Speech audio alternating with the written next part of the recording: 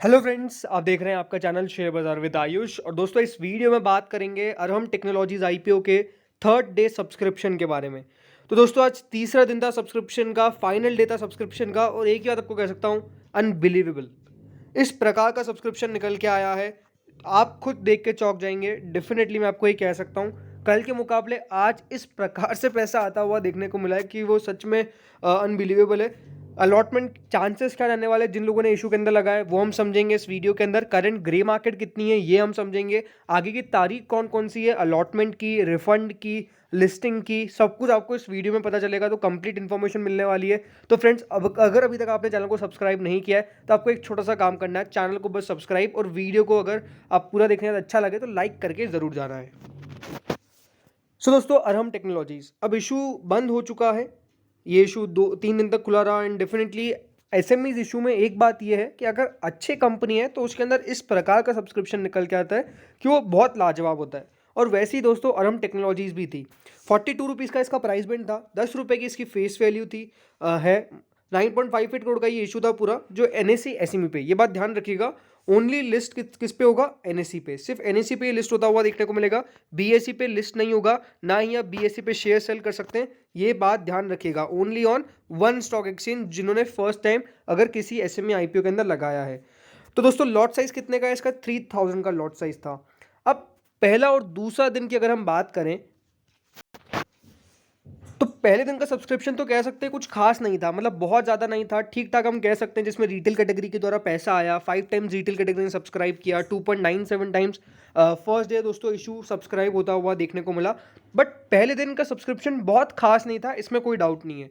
लेकिन दोस्तों, जब दूसरा दिन आया तो सेकेंड डे एक बहुत शानदार सब्सक्रिप्शन निकल के आया। अगर आप कंपेयर करते हैं दोनों दिनों को, 43.64 टाइम्स दोस्तों इशू सब्सक्राइब होता हुआ देखने को मिला, जिसमें 65.07 टाइम्स रिटेल कैटेगरी के द्वारा पैसा आया, 22.20 टाइम्स नॉन इंस्टीट्यूशनल इन्वेस्टर्स के द्वारा पैसा आता हुआ देखने को मिला। तो एक अच्छा पैसा जो है वो दूसरे दिन आया। बट अगेन 43.64 टाइम्स एसएमईज में दोस्तों ज़्यादा नहीं माना जाता है। ये एक फेयरली बात है कि अगर एसएमई है तो 43, 50 टाइम्स, 60 टाइम्स, 100 टाइम्स भी दूसरे दिन तक सब्सक्राइब हो जाता है, अगर इशू टोटल मिला के सिर्फ 3 दिन का है तो 2 दिन के अंदर भी सब्सक्रिप्शन जो था वो आपको ओके ओके आता हुआ देखने को मिला। लेकिन आज का दिन आप देखिए, 65 टाइम्स था रिटेल कैटेगरी, 22.20 टाइम्स था दोस्तों यहाँ पर नॉन इंस्टीट्यूशनल इन्वेस्टर्स की कैटेगरी। ये दोनों जो सब्सक्रिप्शन है वो आप ध्यान रखिएगा, 65.07 एंड 22.20 टाइम्स। अब यहाँ पे थर्ड डे की बात करते हैं। अब दोस्तों, थर्ड डे देखिए, नॉन इंस्टीट्यूशनल बायर्स कितना पैसा लगाया था उन्होंने? 22 टाइम्स, 22 टाइम्स लगाया था सेकंड डे के अंदर। थर्ड डे लगा दिया 417 टाइम्स। मतलब इसको कहते हैं अनबिलीवेबल। 22 टाइम सब्सक्रिप्शन जो था वो 417.59 टाइम्स में बदल गया। एंड इस प्रकार का सब्सक्रिप्शन दोस्तों एक अच्छी एसएमई कंपनी के अंदर आता है। रिटेल इन्वेस्टर्स थोड़ी पीछे हैं, रिटेल इन्वेस्टर्स आगे हैं नॉन इंस्टीट्यूशनल बायर्स से। रिटेल इन्वेस्टर्स ने दोस्तों नॉन इंस्टीट्यूशनल बायर्स से भी, यानी एचएनआई से भी ज़्यादा पैसा लगाया है। 467.99 टाइम्स जो है वो रिटेल कैटेगरी के द्वारा पैसा आया। दूसरे दिन तक कितना था? 65 टाइम्स। तो एक मैसिव सब्सक्रिप्शन, एक साफ बात, एक मैसिव सब्सक्रिप्शन हम कह सकते हैं जो रिसीव हुआ है दोस्तों इस आईपीओ को। एंड इस प्रकार का सब्सक्रिप्शन बहुत बढ़िया है। और ये भी हम कह सकते हैं कि इतना सब्सक्रिप्शन बहुत कम आईपीओ में दिखा जाता है। कुल मिला के इशू कितना दोस्तों फिल हुआ है? कुल मिला के ये इशू 442 टाइम्स, कितना? 442 टाइम्स दोस्तों ये इशू भरता हुआ नजर आ गया है। कंपनी की मांग थी मात्र 9 करोड़ की, अगर हम उसको राउंड ऑफ भी कर देते हैं तो 4420 करोड़ के आसपास, नहीं तो 4300 करोड़ के आसपास दोस्तों यहाँ पर आप देख लीजिए कंपनी के पास पैसा आ गया। कंपनी को चाहिए कितना? कंपनी को चाहिए only 9 crore something, and company के पास पैसा कितना आ गया? 4300 करोड़। तो इस प्रकार की दोस्तों डिमांड आपको देखने को मिल रही है।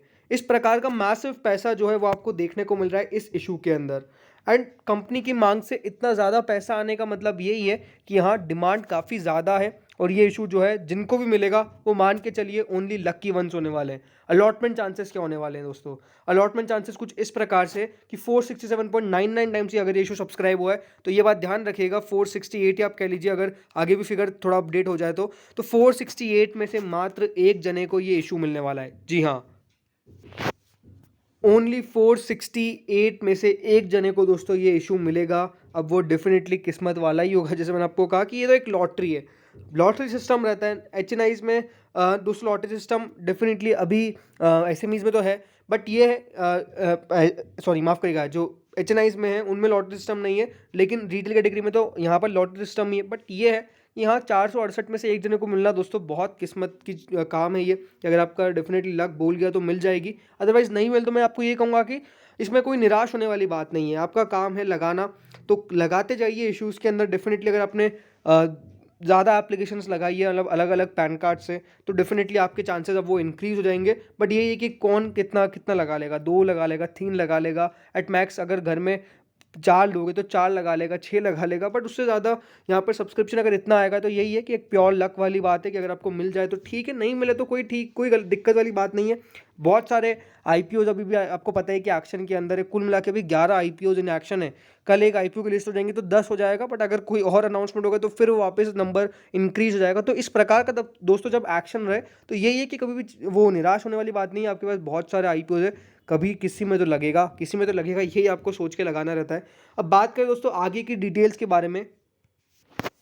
सो फ्रेंड्स, आगे की डिटेल्स कुछ इस प्रकार से कि 12 यानी मंडे को, नेक्स्ट वीक के मंडे को आपको अलॉटमेंट का पता चलेगा। 13 तारीख को दोस्तों यहाँ पर आपका पैसा वापस से रिफंड आ जाएगा।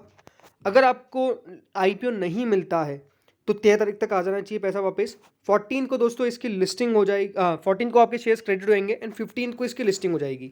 ये बात आपको ध्यान रखनी है। आप चाहे तो इसका स्क्रीनशॉट भी ले लीजिए।